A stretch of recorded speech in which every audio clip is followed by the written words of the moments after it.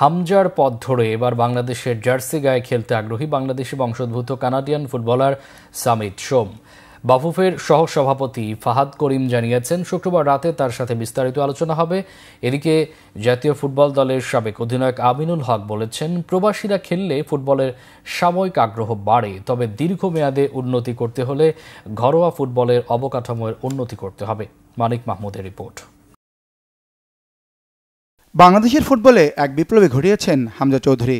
English Premier League তারকাকে দেখে আগ্রহী হচ্ছেন অনেক বাংলাদেশি বংশোদ্ভূত ফুটবলার। এবার আগ্রহ প্রকাশ করেছেন কানাডিয়ান প্রিমিয়ার লিগের তারকা সামিত সোম। তার সাথে কথাবার্তা অনেক দূরে এগিয়েছে বাফুফের।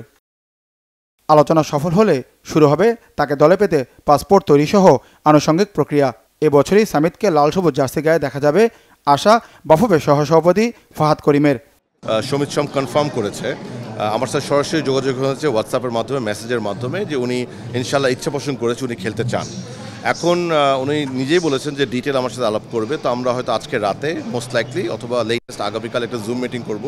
মিটিং করার পরে আমরা ওখানে আলাপ করে নেব যে ওনার পাসপোর্ট ডকুমেন্টেশনের ব্যাপারে ওনার কী আছে এবং কী নিয়ে আমরা কাজ করব, কতদিন লাগতে পারে। সামিতের বাবা ও মা বাংলাদেশি হলেও তিনি কানাডিয়ান নাগরিক। কানাডার জাতীয় দলের হয়ে খেলেছেন 3টি ম্যাচ। কানাডার শীর্ষ পর্যায়ের ক্লাব ফুটবলে খেলেন সামিত। হামজা সামিতের মতো খেলোয়াড়দের পেলে দেশের ফুটবলে পুনর্জাগরণ হবে আশা বাফুফের।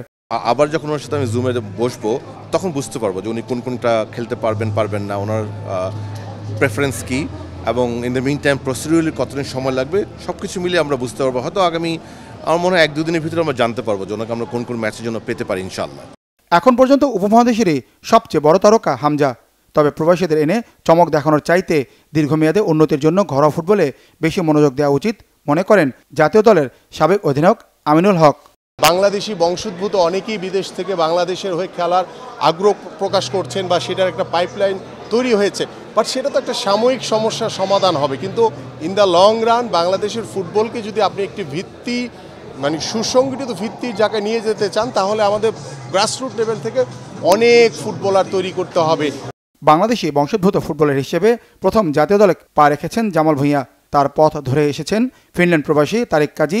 তাদের ধারাবাহিকতায় লাল সবুজ জার্সি গায়ে চাপিয়েছেন ইংলিশ প্রিমিয়ার লিগে খেলা হামজা চৌধুরী। মানিক মাহমুদ, বাংলা ভিশন, ঢাকা।